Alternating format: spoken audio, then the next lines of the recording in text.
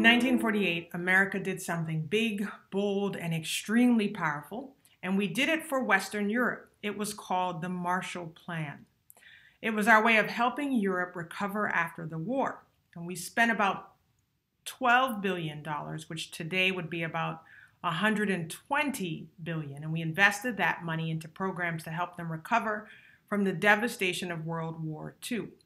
America had several goals. We wanted to remove trade barriers, to rebuild war-torn regions, to modernize their industry, to improve European prosperity, and to prevent the spread of communism.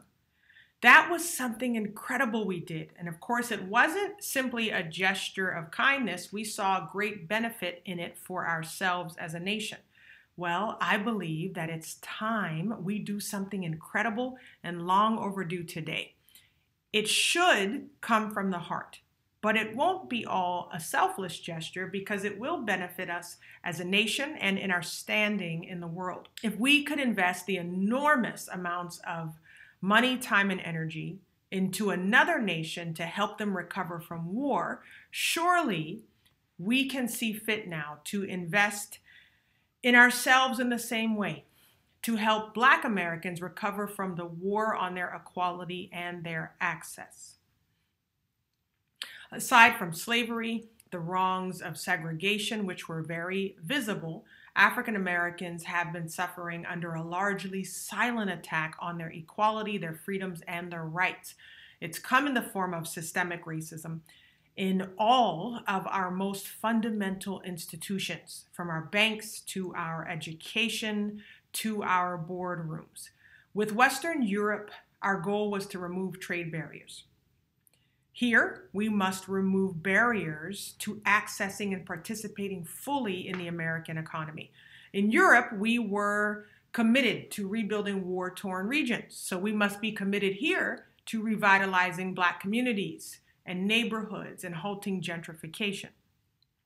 If we were committed to modernizing industry abroad, we must be committed to modernizing our models for entry into industry here. We were committed to improving European prosperity.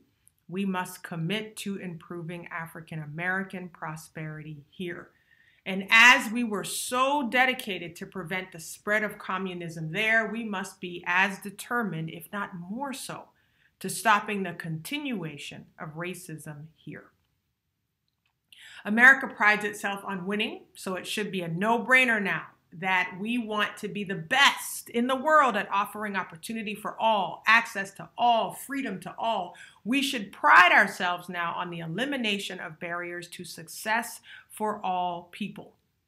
Some things you're going to hear about in the following videos include reforms in our existing educational systems, an increase of community education, financial literacy implementation, and the creation of entrepreneurship charter schools in underserved communities, home ownership assistance, tax credit expansion, private sector incentivization, business financing support, guaranteed government contracts for Black businesses, and the deconstructing of injustice in our law enforcement system.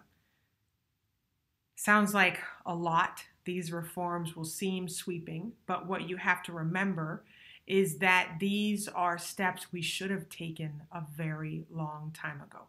First up, we'll deal with uprooting the disparities in our education system.